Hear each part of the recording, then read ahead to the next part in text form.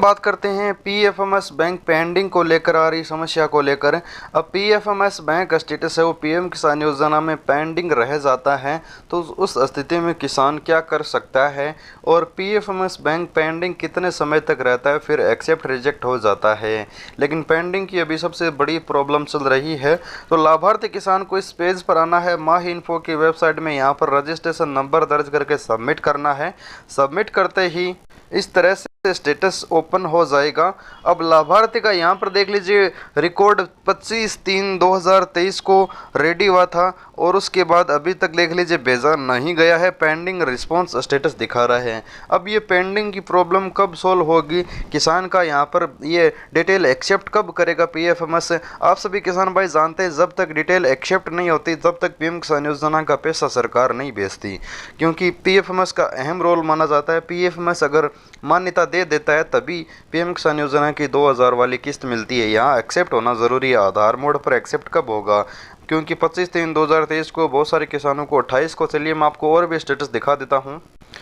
जैसा कि यहाँ पर भी एक स्टेटस आप देख सकते हैं, इस किसान का 25/3/2023 को 28/3/2023 को दस्तावेज भेजे गए थे, पेंडिंग है और अभी तक इनका पीएफएमएस का रिस्पांस डेट नहीं आया है। और ये पेंडिंग कब तक रहेगा, क्योंकि पेंडिंग में तो पीएम किसान योजना की एक भी किस्त नहीं आने वाली है। अब इस स्थिति में किसान क्या कर सकता है, और ये अगर आप स्टेटस चेक करना चाहते हैं तो इसका लिंक आपको माही इन्फो की वेबसाइट पर मिल जाएगा। वहाँ पर जाकर आप जैसे रजिस्ट्रेशन नंबर डालेंगे तो आपका स्टेटस ओपन हो जाएगा। ये सभी किसानों के लिए बहुत महत्वपूर्ण है। अब बात करते हैं इसके लिए लाभार्थी किसान क्या कर सकता है। तो सबसे पहले ये स्टेटस चेक कीजिएगा। अब ये स्टेटस चेक करने के बाद मैं आपको बता दूं, लगभग वैसे तो 5 से 7 दिनों में ये पेंडिंग का है वो एक्सेप्ट हो जाता है, या फिर अगर आधार लिंक नहीं है, बैंक खाते में डीबीटी चालू नहीं है तो रिजेक्ट हो जाता है। दोनों स्थिति है, कुछ भी हो सकता है।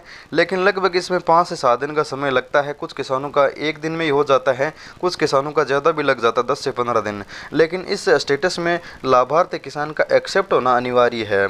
अब एक्सेप्ट बहुत सारे किसान हैं जो पेंडिंग में रहने के बाद वेट करते हैं, तो कुछ किसानों का 15 से 20 दिन भी लगा देता है। तो उस स्थिति में लाभार्थी किसान कुछ भी नहीं कर सकता है, क्योंकि आपका फॉर्म की जांच है वो पीएफएमएस बैंक के अधिकारी कर रहे हैं। जांच होने के बाद वो आपका या तो एक्सेप्ट करेंगे, या फिर कोई कमी यानी आधार लिंक डीबीटी चालू नहीं है तो वो रिजेक्ट कर देंगे। तो आपको इंतज़ार करना होगा, लाभार्थी किसान को सिर्फ इंतज़ार ही करना होगा, बाकी कुछ भी नहीं करना होगा।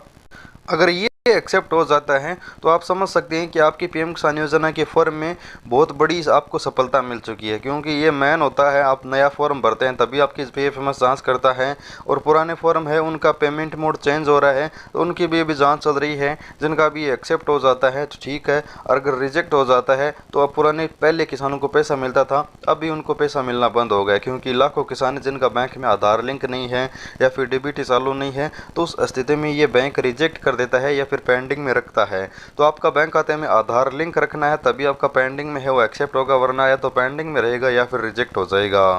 अब अगर आप स्टेटस चेक करना चाहते हैं या फिर ज़्यादा जानकारी लेना चाहते हैं तो गूगल में जाकर पीएफएमएस बैंक स्टेटस पेंडिंग माही इन्फो ये आप सर्च कर लीजिएगा। आपको यहाँ पर स्टेटस भी चेक करने का लिंक मिल जाएगा, और वहाँ पर रजिस्ट्रेशन नंबर डालिए, स्टेटस चेक कीजिए और ज़्यादा जानकारी भी मिल जाएगी। धन्यवाद किसान मित्रों।